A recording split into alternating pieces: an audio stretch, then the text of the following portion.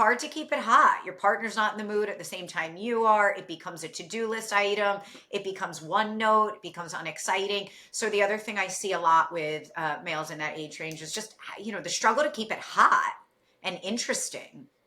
Yeah, especially with all of life's challenges and everything else. So that, raising children, work. I mean, yeah.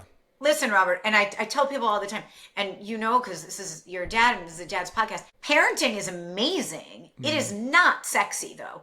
And as soon as you become mom and dad, or dad and dad, if depending on who's listening, right? The roles shift, right? When it's husband and wife, those are the people that have sex. Those are the people that are intimate. Mom and dad are not the people that have sex, right? And if we're parenting well, we're in a mom and dad role way more than we're in a husband-wife role. So it becomes harder and harder to transition back to those sexual identities. And, again, parenting is not hot. And so carving out space to access that part of yourself is really important.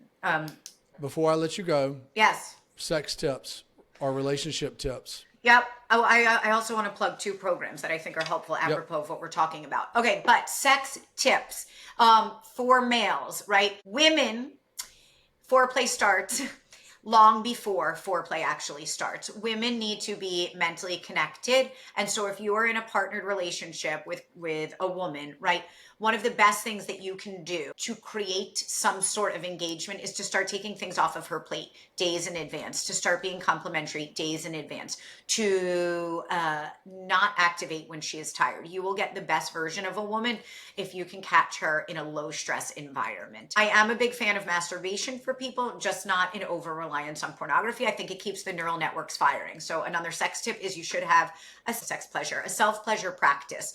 It keeps that part of the brain firing. It keeps you connected to what you like. You just need to do it in moderation. You can't become over dependent on sort of the entertainment piece of it.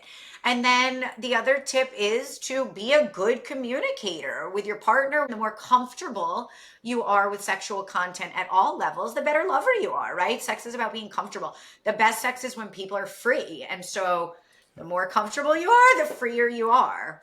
There you go. So sex starts not 15 minutes before. No, days. It can start days before. I always tell men, it starts when you ask to take the garbage out or help making the lunch 2 days before, There you go. And then great. I want to let listeners know, I have an upcoming program that's going to be available in the next couple of weeks on communication and sex and learning how to cultivate desire. So for those people, they can find it either via Instagram or via my website. And it's good stuff. And your website is? drlisapaz.com. Okay.